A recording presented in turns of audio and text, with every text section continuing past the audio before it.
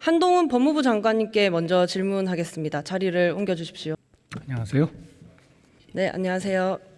이번에는 지난번과 달리 좀 짧게 준비했습니다. 네. 지난번처럼 건설적인 문답이 좀 오갔으면 좋겠는데요. 그럼 좋겠습니다. 질의요지서 보셨죠?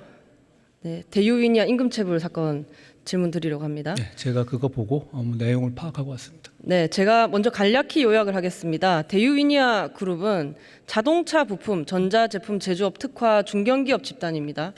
이 그룹 계열사인 위니아 그리고 위니아전자 모두 임금 체불이 상당합니다. 특히 위니아전자는 체불 임금과 퇴직금이 400억 원이 넘습니다. 고용노동부는 최근 위니아전자 관련해서 임금, 퇴직금, 미지급 신고 200여 건에 대해서 검찰에 기소 의견 송치했습니다. 장관님, 우리 경찰이 이 사건 수사를 어떻게 하고 있습니까? 경찰이요? 검찰이요. 검찰은 지금 이 임금 체불에 대해서 굉장히 심각한 범죄로 인식하고 있습니다. 그렇기 때문에 지금 이원석 검찰총장 명의로 낸 업무 개선 방안이 6개월간 최근에 임금 체불 사업주 6명을 구속했고요. 출석 부른 경우에 체포영장 하고 있습니다. 그리고 정식 기술도 대단히 높아졌고 23개 검찰청에서 체불 사건 전문 형사 조정팀을 운영하고 그리고 출석 어려운 지역 주민을 위해서 출장 조정실 마련하고 있습니다. 물론 그게 바로 말씀하신 개별 사건에 대해서 어떻게 하겠다고 제가 말씀드릴 수 있는 문제는 아닙니다만 의원님 말씀하신 건 400억이 넘습니다. 그게 말은 숫자지만 그게 한 명 한 명이 그게 각 가정에 정말 굉장한 고통이었을 것 같습니다. 반드시 해결돼야 될 문제고 그게 뭐 형사적인 측면에서는 엄정하게 책임져야 될 사람이 책임질 수 있도록 검찰이 잘 할 거라고 생각합니다.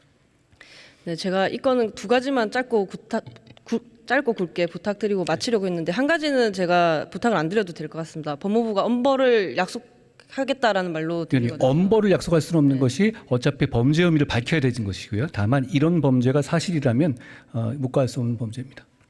네, 여당이 어제 임금체불에 관한 무관용 원칙을 강조했고요. 반대할 야당은 없고요. 고용노동부도 8월부터 임금체불에 대한 기획근로감독을 확대하겠다라고 했습니다. 윤석열 정부의 그 노사법치주의가 잘 지켜질 수 있기를 바라겠고요. 두 번째로 진짜 사장이 임금 체불을 좀 해결할 수 있도록 말씀하신 대로 한 명 한 명의 소중한 그 임금이지 않습니까? 해결하지 않을 수 없도록 이 문제를 정부가 그러니까 적극적으로 나서야 하는데요. 법무부도 마찬가지입니다. 이 사건 최종 책임자는 대표이사가 아니라 그룹 회장이거든요. 위니아전자의 그 월급쟁이 대표이사가 처벌을 받게 된다고 할지라도 대유위니아 그룹이 문제 해결에 나설지 의문입니다. 위니아전자는 매출이 없어서 체불임금 해결 못한다 그러는데 그룹은 그 와중에 골프장, 빌딩, 자동차 부품업체를 보유를 하고 있고 그룹 회장은 연봉으로 77억 원을 가져갑니다. 업계 3위입니다. 이 그룹 회장의 책임을 또 물을 방법은 없겠습니까? 지금 현재 진행 중인 굉장히 많은 건수의 사건이 진행 중이잖아요. 거기 누구 하나를 두고 이 사람을 어떻게 잡겠다 이렇게 말씀드릴 수는 없습니다. 이런 대안은 좀 부적절합니다만 다 말씀드린 것처럼 몇백억의 체불이 일어났다. 이거 일하고 돈 못 받는 나라가 아닙니다. 우리나라 그래서는 안 되고요. 액수가 크기 때문에 어떻게든 간에 저희가 검찰 입장에서 해결할 수 있도록 검찰이 굉장히 심각하게 이 사안을 보고 있다는 보고를 받았습니다. 네, 제가 알기로 한동훈 검사는 동국제강과 대우조선해양 그리고 SK, 삼성그룹 기업 범죄를 엄벌한 검사였죠. 그리고 법무부 장관은 검찰 사무의 최고 감독자이고 일반적으로 검사를 지휘 감독할 권한과 책임이 있습니다. 그렇기 때문에 한동훈 법무부 장관님이 이 자리에서 검찰이 임금체불 관련 사건들의 진짜 책임자를 찾아서 엄중히 처벌할 수 있게 하겠다. 의지를 밝혀주시면은 들으시는 이 노동자분들이 굉장히 응원을 받을 것 같은 힘을 얻으실 것 같은데요. 그건 제 개인적인 의지가 아니고요. 국가가 당연히 해야 될 일입니다.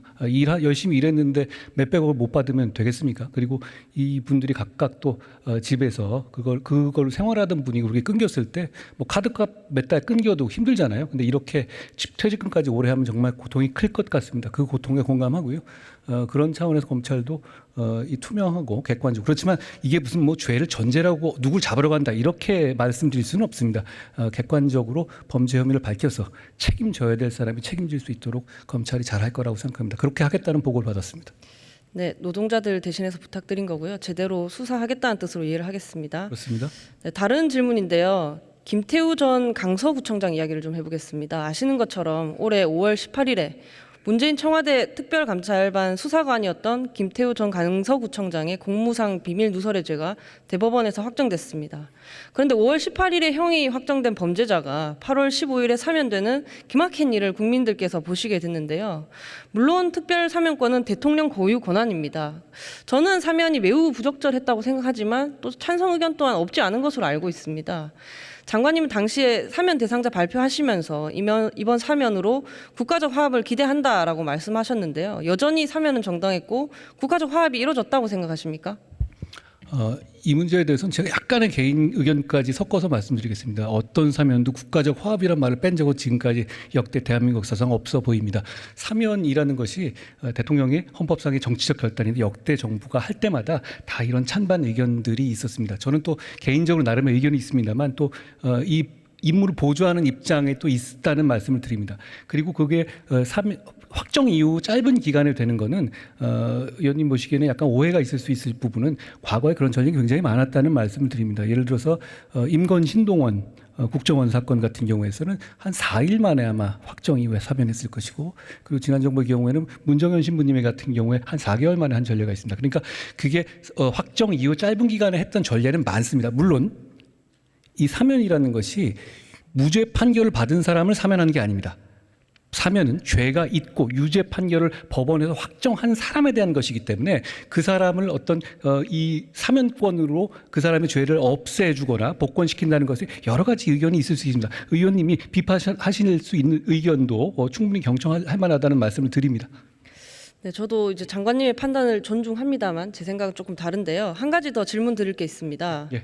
김태우 전 청장이 비밀 누설의 범죄 행위를 공익신고 행위로 둔갑시키려는 건 알겠는데 좀 답답한 건 사실 이분이 이런 혐의만 있었던 건 아니거든요. 2018년 12월 당시에 김태우 수사관을 조사한 감찰본부에 따르면 혐의는 모두 5가지입니다. 아시겠지만 첫째로 건설업자 등으로부터 총 12회에 걸쳐 골프 등 향응을 받은 혐의, 둘째로 과기부 5급 사무관으로의 특혜 채용 시도 혐의, 셋째로 최모 씨에게 특감반 파견을 청탁한 혐의, 넷째로 경찰청 수사에 개입을 시도한 혐의, 다섯째로 특감반 재직 시절 수집한 첩보를 언론사에 제보한 혐의인데요. 이 중 마지막 5번째가 유죄 확정 판결을 받은 것이고 나머지는 뭐 거의 자범 수준입니다.